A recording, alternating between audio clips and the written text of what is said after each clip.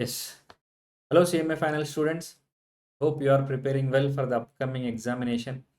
And I have, in the previous video, I have already told that 72 hours revisionary schedule. In that revisionary schedule, day one is predominantly allocated to Companies Act revision. So, as I promised in the previous video, I'm going to do Companies Act revisionary marathon sessions in two parts. Part 1 contains three topics revision where board of directors, key managerial persons, and board meetings and procedures. Where in the second part of the video, I'm going to discuss another three topics: prevention of oppression and mismanagement, compromise arrangement amalgamation, and inspection inquiry investigation. So with this, majority of the Companies Act will be covered in the short span of time. Okay, so being time is the limiting factor for all of us at this point of time, I don't want to consume majority of your preparation time. That is why I wish to keep part 1 and part 2 videos length totally sums up to less than 2 hours. Part 1 might be will come around 1 hour, part 2 also 1 hour. Okay, so these two parts revisionary sessions, quick revisionary sessions, I should say. So these quick revisionary sessions will be very much helpful for those students who wish to follow that schedule. Day one Companies Act revision is there now. So for those students who are preparing for Companies Act revision on day one, it will be very helpful. Why? Because I have covered majority of the topics, and you will be left with very few uncovered topics where company formation and incorporation, accounts and audit, dividends. That's it. Okay, so and I'm going to give this material upload this material in that one Shikhara tutorial exclusive Telegram channel, and another thing is there YouTube channel description. If I am not wrong, the this PDF link will be available in description also. Okay, so do check it out, and this material will be available for all students at free of cost. Okay, so without wasting any further time, let's start our revisionary sessions. So let's start with directors. So first of all, who is a director? The simple thing is, director is a person who is appointed to the board of the company by shareholders or members to manage the affairs of the company, or to regulate the day-to-day business of the company, or to conduct the day-to-day business of the company. So you might all know who are the real owners of the company. Shareholders, equity shareholders, or we should say members of the company. But in order to maintain the affairs of the company, members are prohibited from involving into the day-to-day affairs of the company. So it should be maintained by a separate and exclusive body. That body is called as BOD, board of directors. So these board of directors will be entrusted with the task of managing the affairs of the company. So who will appoint this board of directors? Two answers. Some board of directors will be appointed by members in their meeting, and some other directors will be appointed by board of directors in the board meeting. Okay, so I'm going to discuss these two cases in a crystal clear manner. So do watch the video till the end. Okay, so first of all, number appointment of directors in public company. So minimum number, you all know, 3 members, maximum number 15 members. Okay, so there is no hard and fast rule that beyond 15 there should be no directors. Company can appoint more than 15 directors also, but after 15 the company should pass special resolution. That means it has to justify before the members of the company why they need 16th director, why they need 17th director. So they should justify. Next one, in case of private company, minimum number is 2 only, maximum number is same 15. Okay, next one. So 3 and 15, 2 and 15.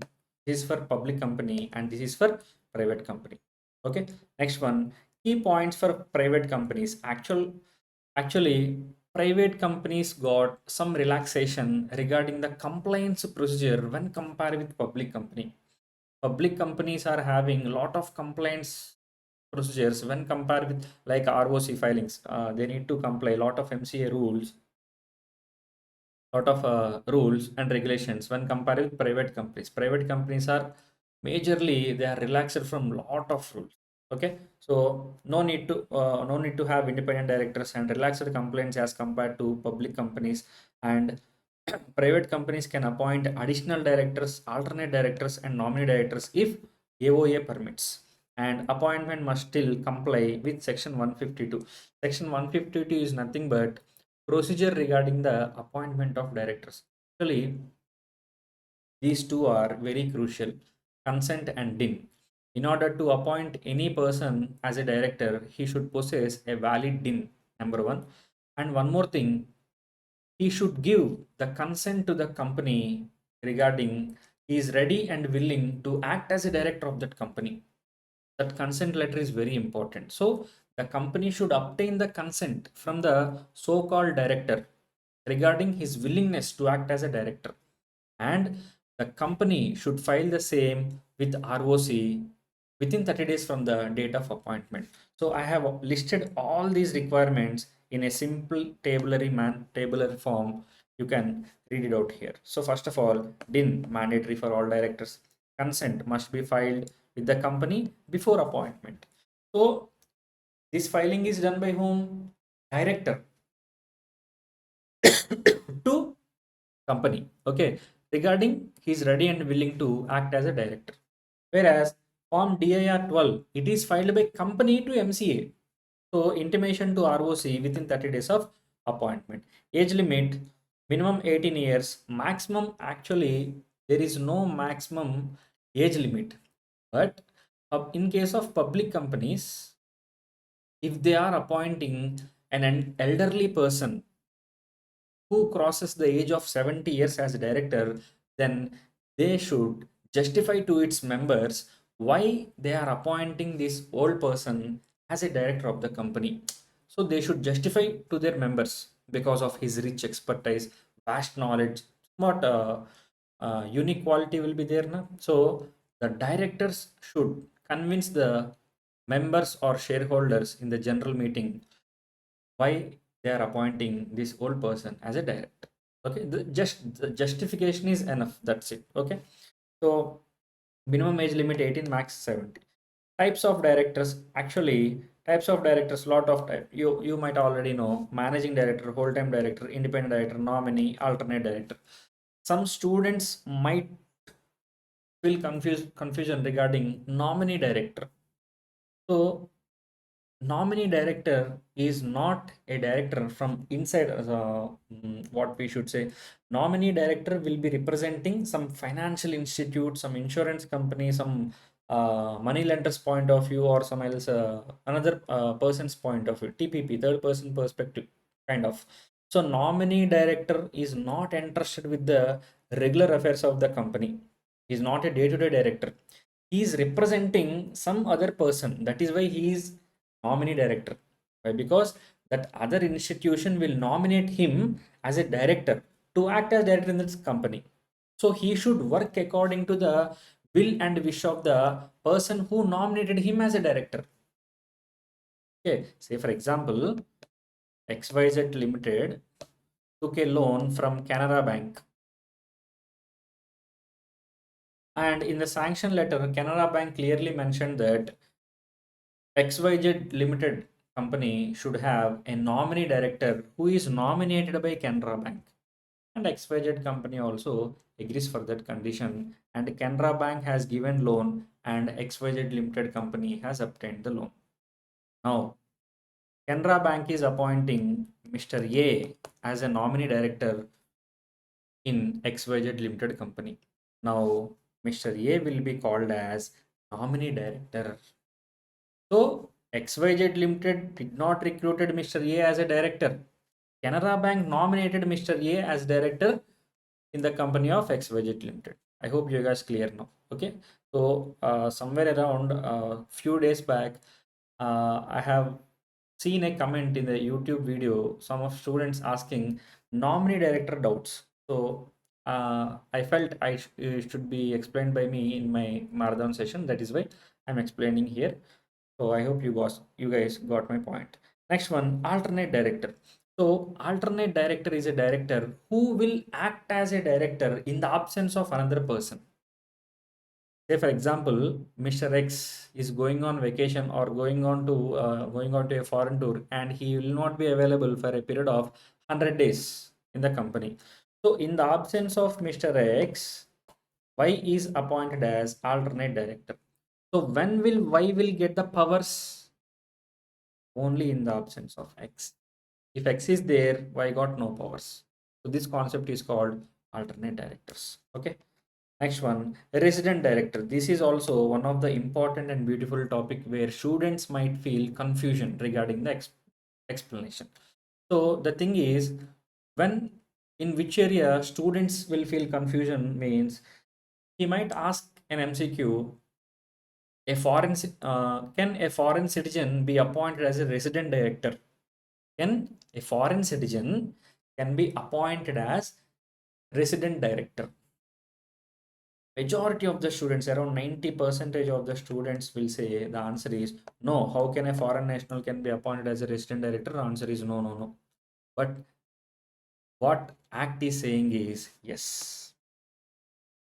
The concept of resident director means the concept is insisting on residential status and not on citizenship. Insisting on residential status, not on citizenship. Say for example, Mr. B is there and B is from Bangladesh. Okay, but he is staying in India from last 190 days. Now, ABC company is appointing Mr. B as a resident director. He is not an Indian citizen. Remember, Mr. B is not an Indian citizen. B is not an Indian citizen. He belongs to Bangladesh. But being he stays more than 182 days, he will become obviously resident, and he will get the capacity to act as resident director.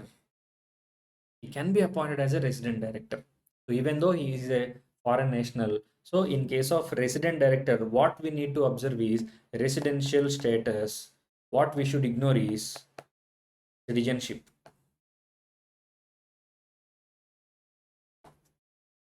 Citizenship we need to ignore. Okay, so this is very important. And why? Because an MCQ might be appear in the final examination, or a short note question maybe appear from this concept. You should be able to answer this question. Okay, next one, women director. We have already discussed this in yesterday's MCQ video, but anyway, women director is mandatory for listed company and public company where paid up capital is more than 1 crore or turnover is greater than or equal to 300 crores. So if an unlisted public company satisfies this criteria or this criteria, then that company should have women director from it should comply the rule within 6 months from the satisfaction of that rule. Satisfaction of this condition. Say for example, on June 14th, the company satisfies this condition. Then from June 14, 6 months time period will be there. Within this 6 months, remember 6 months is not from beginning of the financial year or ending of the financial year. It is from satisfaction of the condition, paid up capital condition or turnover condition. So as and when the company satisfies the criteria from the date, within 6 months, it should be having one woman director. For listed company, irrespective of turnover, irrespective of paid up share capital, it should be having a woman director. Okay. Next one. I need to discuss this thing. I will discuss this table right now. So first of all, first directors. First directors. So first directors are those directors who are appointed at the time of incorporation. If no one is named as first directors in articles of association, then all the subscribers of memorandum of association will be deemed as first directors of the company. So this is the concept of first directors. And the second one, regular ordinary directors. So these ordinary directors will be appointed by shareholders in a general meeting. And independent director, actually independent directors appointment will be done by BOD, board of directors. After the appointment of independent director by board of directors, they need to justify the appointment of that independent director in a general meeting. Within 3 months or next AGM, they should justify before the members and should get the approval by shareholders or members. That is why independent directors shareholders is there, but technically speaking, shareholders are not shareholders will not play any sort of major role in the appointment of independent directors. They will just ratify the act done by board of directors. I hope you guys know what is meant by ratification. Okay, validating a previous act done by board of directors, simply called as ratification. So read it out. Initially appointed by board but must be approved by shareholders within 3 months or at next stage. Okay. Next one, managing director, whole-time director, executive director. These are the directors who will maintain the regular day-to-day affairs of the company. Will be appointed by shareholders. And there are certain other directors also. Additional director. See, what is the answer? Appointed by board, not by shareholders. Additional director is not appointed not by shareholders, by board of directors. And if any casual vacancy has been arranged in the place of director, then board of directors can fill the casual vacancy. Okay. Next one, nominee director. I have already discussed a few minutes back. Nominee director will be nominated by some other institution to protect their interests. Nominee director will not be appointed by members or shareholders. Okay. Next one, alternate director. This is also done by board of directors only. Okay. So I hope you guys got the clarity regarding the appointment of directors. Okay. Next one, removal. In order to remove any director, a simple ordinary resolution by members in a general meeting is more than enough. Okay. Next one, powers and duties of the director. This is very, very important. Why? Because an MCQ might pop up in your examination from these topics. So first of all, powers are of two types. Powers, those can be delegated with others. Powers that should not be delegated to anybody. Okay, so first of all, we should talk about non-delegatable powers. That means those powers which cannot be delegated to others. Simple concept is major decisions should be taken by board of directors collectively by not delegating those powers to anyone. But routine decisions, directors can delegate those powers to others. That is why, see here, to make calls on shareholders in respect of unpaid money, that is delegatable. Why? Because it is a regular activity.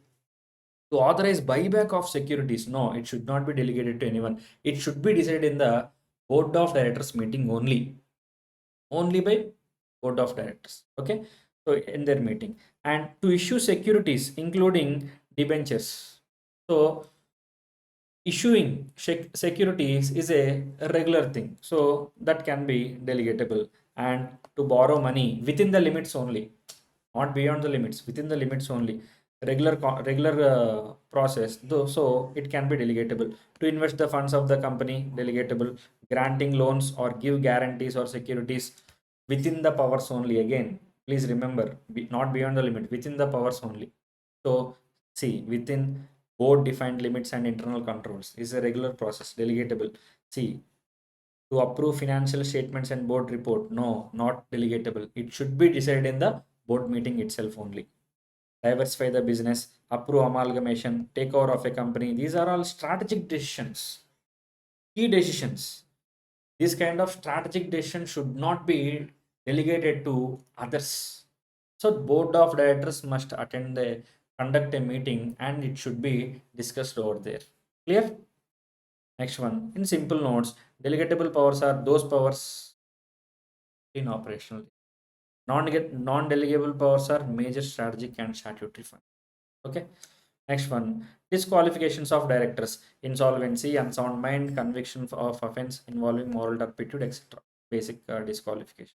And this is the very important and crucial topic, independent directors. Independent directors are those directors which do not have any sort of pecuniary relation. Relation might be personal relation or financial relation. So no relation is allowed to appoint as independent director. So you must be an outsider, not an insider. Why? Because the name itself is insisting independency. You should criticize the company. You should criticize the decisions taken by the board of directors. If company is going in a wrong direction, with your criticism, you should alert the company. You should alert the members, alert the other board of directors, your fellow colleagues, by alerting them that you are going in a wrong direction. So your expertise should be used to alert others. Okay. So definition: independent director is a non-executive. Simple, non-executive. Non-executive means he will not participate in the day-to-day affairs of the company. Okay. So non-executive directors who does not have any material or pecuniary relationship with the company or its promoters or its management. Okay. So for whom independent directors appointment will be mandatory means for listed companies and certain public companies meeting certain threshold limits. Okay. So minimum number of directors is for listed companies, one third of total number of directors must be independent. For unlisted public companies, minimum 2 members. And tenure, it is one of the important point. Up to 5 consecutive years, eligible to reappointment by passing a special resolution, maximum 2 terms. So each term, maximum 5 years. That kind of tenures, tenures, maximum 2 tenures. 2 into 5, 10 years. So after 10 years, a cooling period of 3 years will be applicable. Cooling period of 3 years will be applicable. After cooling period, again you can appoint him as a independent director of your company. Okay. So eligible for appointment.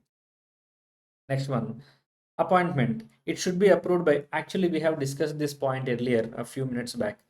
Who will appoint independent directors means the board of directors will appoint initially, and they will take the approval from shareholders or members in the next AGM or within 3 months, whichever is earlier. Okay.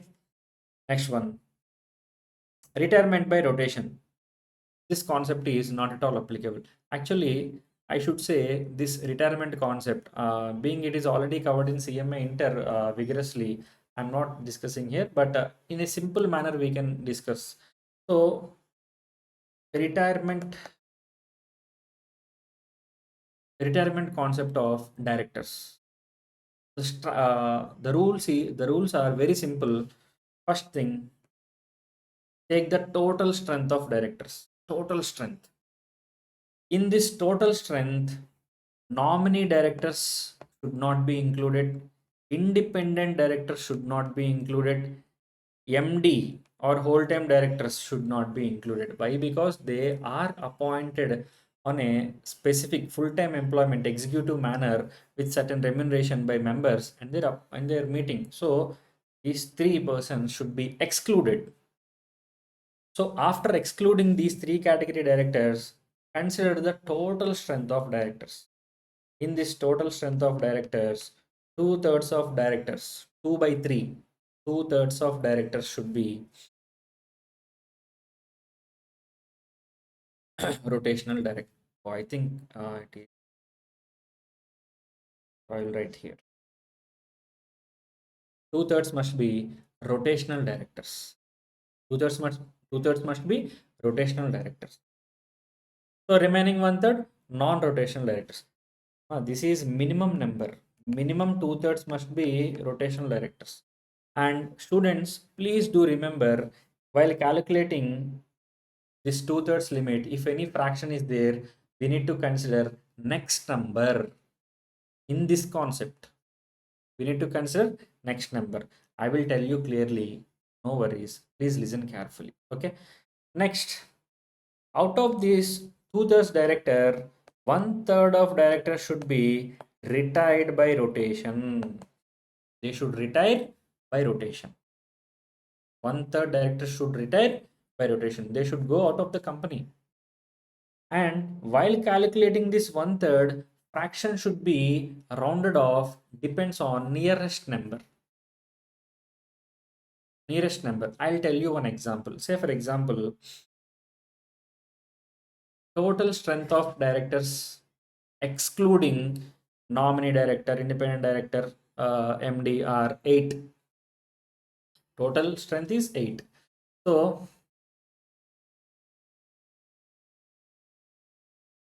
8 into 2 by 3, 5.33. So 8 into 2 by 3. Two-thirds limit is there, na? So 8 into 2 by 3 is 5.33. So generally, what students will think 5.3 means 5 only. If it is the case of 5.7, it will be 6 only. No. For this two-thirds limit exclusively, for this two-thirds limit, okay, so for this two-thirds limit should be the next number. So 5.3 is 6. So I will write it clearly in a minute.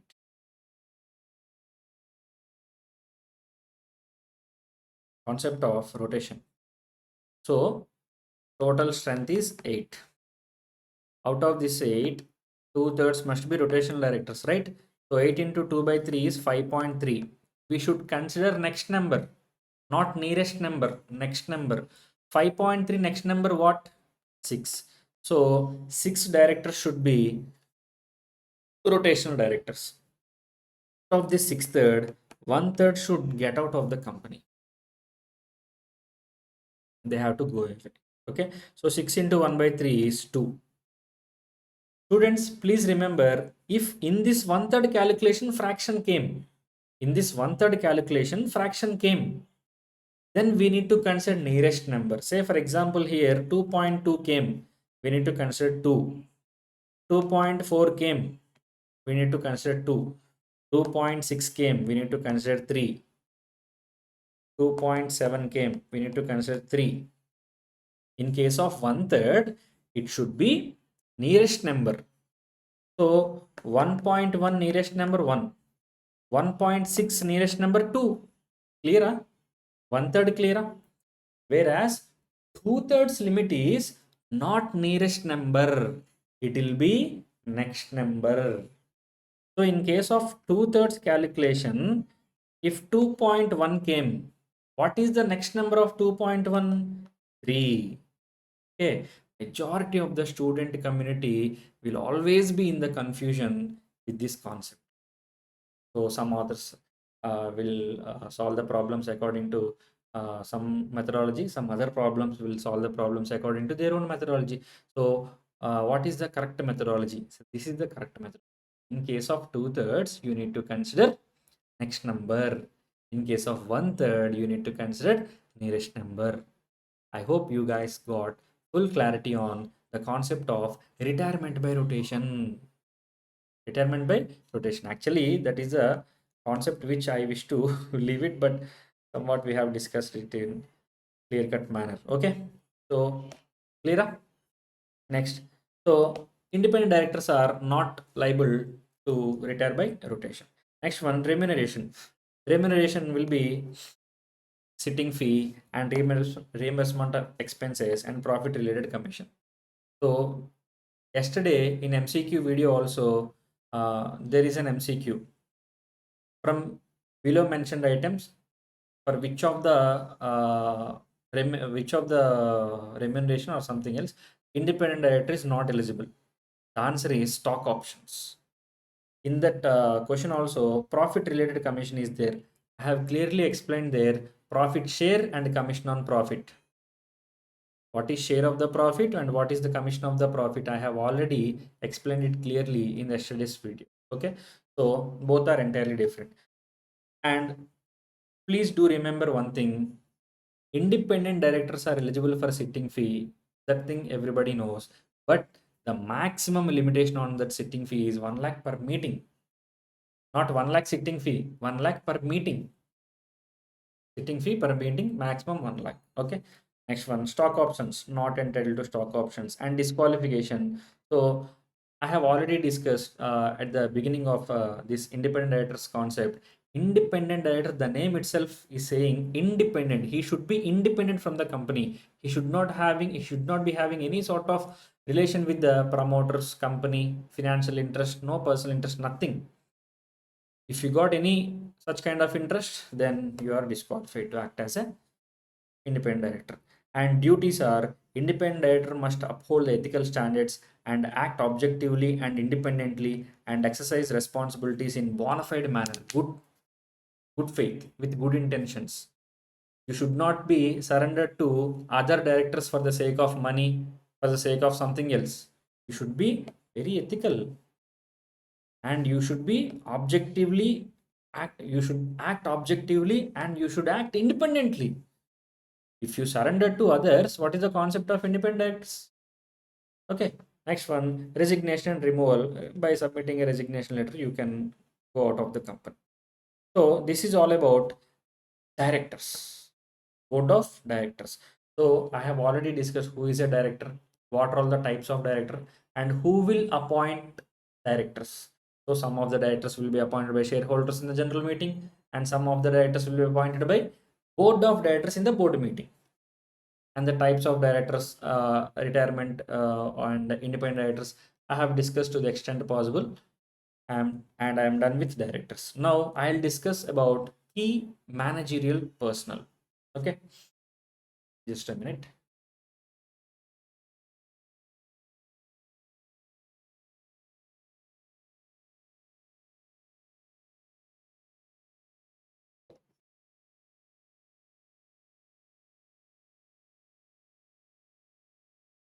Continuously I'm getting cough. Sorry for the disturbance. So key managerial personnel. So who are key managerial personnel, and does having key managerial persons for every company is mandatory? No. Key managerial personnel are those individuals who will be holding key positions in the company. In simple, they are executives who will interfere in the day-to-day affairs of the company. Who will interfere in the day-to-day affairs of the company. They are entrusted with the efficient conduct of the business of the company. So that is why key managerial persons must be having some sort of sound knowledge in their respective field. Okay, so say for example, managing director, whole-time director, CEO, chief executive officer. So these kind of personnel will be called as key managerial personnel. They are different from board of directors. They are entirely different from board of directors. I should say one main difference between directors and key managerial persons are, directors are appointed by shareholders. Prima facie, directors, majority of the directors will be appointed by shareholders. Shareholders are nothing but owners of the company. Okay, so directly appointed by owners. Directors means those persons who are directly appointed by owners, whereas key managerial persons will be appointed not by shareholders or not by members or not by owners. Key managerial persons will be appointed by board of directors. This is the key difference between directors and KMPs. So KMPs are appointed by board of directors in the board meeting. In the board meeting, they are interested with the efficient running of business. Okay. Whereas directors are appointed by shareholders in the general meeting. The general meeting might be annual general meeting or extraordinary general meeting, whatever it might be. Okay. So that is the main difference. So as per section 251, CEO, CS, full-time director, CFO, this kind of CEO, MD, this kind of persons will be called as uh, key managerial persons. Appointment and removal. I have already told you, appointment will be done by board resolution in the board meeting. Removal also same thing. Okay. Next, restrictions. Only one restriction. If whole time key managerial person, if for example a company appoints a person as a whole time key managerial person, then he should not serve in other companies as KMP. Why? Because due to various competitive reasons and trademark and insider reasons, he should not be allowed to work in subsidiary or other companies, etc. Next one, mandatory appointment. Just a minute. Here in the tabular form, I have given clear-cut detailed explanation regarding having for which companies having key managerial person is mandatory, for which companies not mandatory. So for listed company, it is mandatory irrespective of anything. So the company must have key managerial person, either MD or CEO or manager. Out of these three, at least one person should be there, either MD or CEO or manager. Sir, I will have MD, CEO, manager. Okay, no problem. Sir, I don't have MD, I don't have CEO, I don't have manager. Problem. Okay, so out of these three persons, at least one person should be there, and CS should be there, and CFO should be there. Okay. In case of public company which contains more than or equal to 10 crore paid up share capital, then also it is mandatory to appoint KMPs.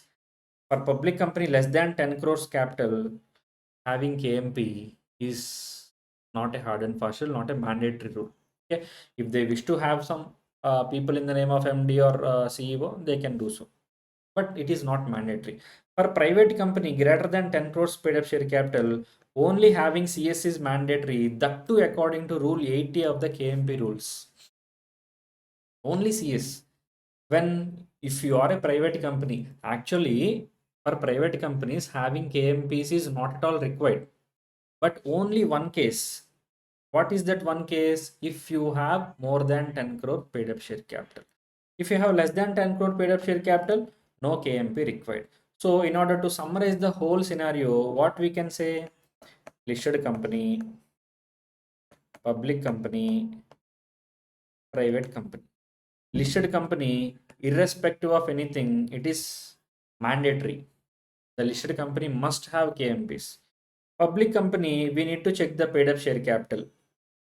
10 crore plus less than or equal to 10 crore. 10 crore plus mandatory.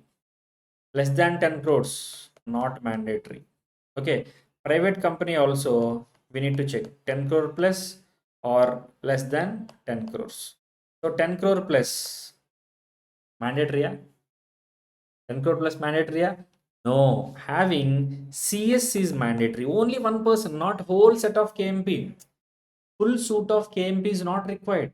Only one person. That one person is just CS, company secretary. That too according to Rule 80A of KMP rules. Only CS is mandatory and less than 10 crores, not at all required. Not at all required. If private company wishes to have the full suit of KMP, even though it is not applicable for them, it is up to them. If they wish to have KMP suit voluntarily, it is up to them. We should not comment on it. Okay. Next one, penalties for non-compliance. So if KMP rules are applicable to your company and you are failed to follow those rules, then for the company, the penalty might ranges from 1 lakh to 5 lakh.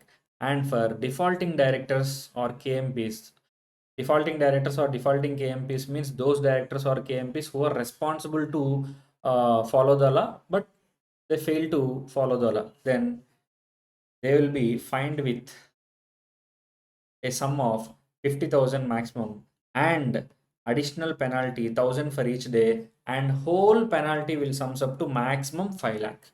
This 50,000 1,000 per day, whole penalty sums up to 5 lakhs. Okay.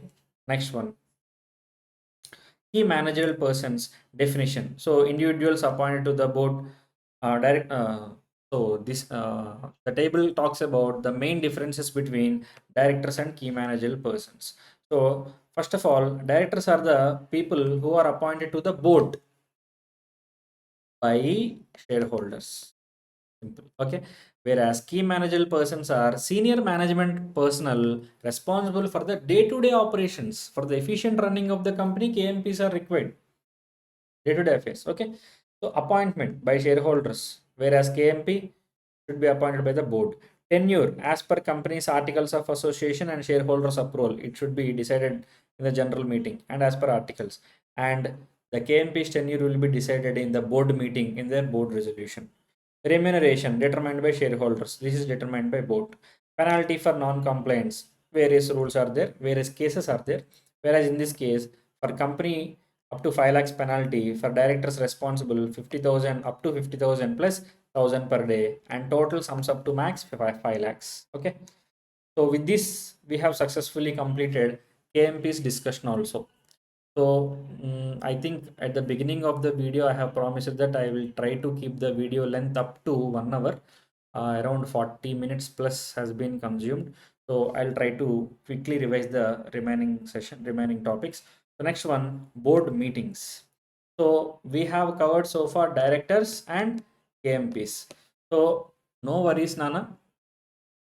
We will upload this PDF to Shikhara Tutorials Telegram channel and YouTube description also, so that you can refer this material in a quick way, and it should be helpful for your preparation.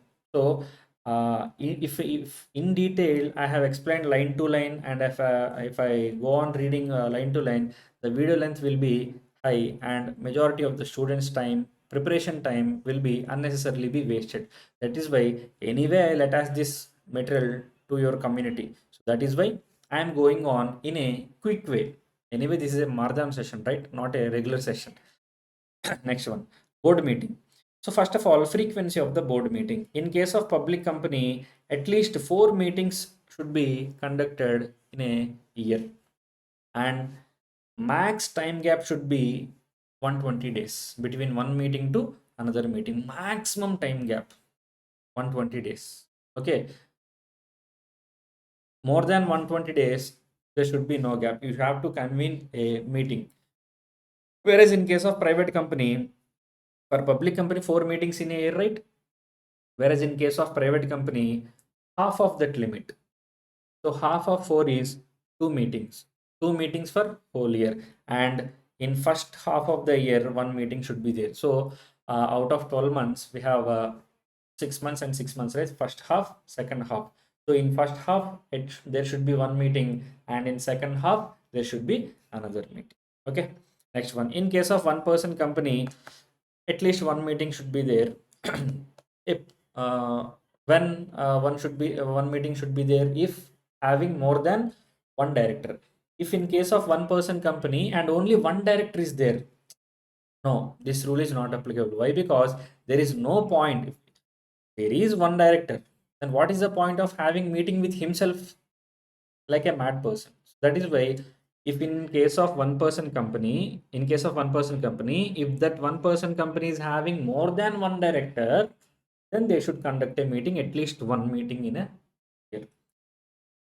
Sir, only one director is there, sir. There is no point in having the meeting. So, not applicable. Next, notice of board meeting. It should be intimated within at least 7 days gap should be there before intimated date and meeting held date. So minimum days. So just like shareholders meeting, 21 days gap is there now. So that is why in case of board meeting, 7 days gap should be there, and it can be delivered in writing by post or by email also. Electronic communication also allowed. Next one, to whom? The directors, regarding the directors meeting, the invitation or intimation regarding the meeting should be circulated to all the directors at their registered addresses. Okay. Next one, in case of emergencies or in case of unavoidable situations, there might be some situations arise where 7 days following 7 days gap might not be possible practically. So in that case, they can held a meeting within a short span of notice, but the only condition is, in that meeting at least one independent director should be present in that meeting. At least one independent director. Okay, so that is possible. Next, quorum of board meetings. Yesterday's MCQ discussion also, in case of I think around 26 or somewhere around some MCQ is there. That MCQ is all about quorum of board meeting. So I hope you guys remember, one third of total strength of board of directors meeting or two, whichever is higher. That is the quorum. One third of the total strength or two directors, whichever is higher. Next, interested directors means interested directors present only. Quorum must be minimum two non-interested directors. Okay, that is not a big deal. OPC private company with two directors both. There are some cases where in case of OPC or in case of private company, only two directors are there. Then what is the quorum? So one third of two, that means 2/3, or two directors, whichever is higher now. So two directors. So both directors must be present to satisfy the quorum. Okay. Next one, minutes of board meeting. That's not a big deal. Resolution. I have clearly explained here. Just you give it a read, give it a study. It should be understandable to everyone. Next one, resolution by circulation. This is the important thing. Resolution by circulation. What is resolution by circulation? So resolution by circulation means there are certain circumstances where one board of directors is in Africa and another board of directors might be in America and another board of directors is in India. So it is practically difficulty for them or impossible for them to meet and hold a board meeting. Then in those cases, resolutions can be passed. Resolutions can be passed by circulation. By circulation. So circulation means the proposed discussion or proposed matters or decision to be taken will be circulated through physical copy or electronic copy and will take the opinions or votes from directors. So what you will say, yes or no? You please cast your vote through this mode. What you say? What is your vote? You will say his decision. In the same way, they will collect the opinions from all the directors and will decide the things accordingly. But that mode of circulation, that resolution by circulation, is not at all valid when more than one third of directors, that is more than 33%, 33.33 percentage of directors or more, is placed an objection regarding resolution by circulation. Say for example, 9 directors are there. 3 or more than 3 directors objected for this kind of decision making. So they objected that no, we have to convene a board meeting and we have to discuss the things here, not through post or circulation, and they have objected for the resolution. Then even though resolution is passed, that kind of resolutions are not at all valid in the practical scenario. Okay, so not valid if one third or more directors demand decisions at a thing. Next one, powers of the board of directors. We have already discussed those powers which can be delegatable, those powers which cannot be delegatable. Simple thing. Regular day-to-day activity, the decisions regarding regular activities can be delegatable, transferable. Strategic decisions and important decisions and decision regarding those matters which beyond their allowed scope, it should not be delegated to anybody and they should take the decision by convening a board meeting. And if the matter is out of their hands, then they should convene an AGM or EGM, extraordinary general meeting, and pass the decision to the shareholders or members, and they will act accordingly. Okay. Next one, restrictions on the powers of the board. This is also one thing I just said. So if directors ran out of their powers, what they will do? They will simply convene a general meeting, either annual general meeting or extraordinary general meeting, and will seek the approval from members in the form of special resolution. Okay, so this is all about the directors meetings and key managerial persons. Okay, so I'm going to attach this material in the Telegram channel as well as YouTube description box, so please do check it out, and all the very best for the upcoming examination. Okay, so right now, yeah, successfully 50 minutes within the target only I have completed the revisionary session. So this is part one. I'm closing this session here. The part 2 video will be coming. In that part 2 video, I'm going to discuss prevention and oppression of mismanagement, prevention of oppression and mismanagement, sorry, prevention of oppression and mismanagement, and compromise arrangement amalgamation, and last but not least, inspection, inquiry, investigation. Okay, so right, meet you in the next video. Thank you. All the best for your preparation.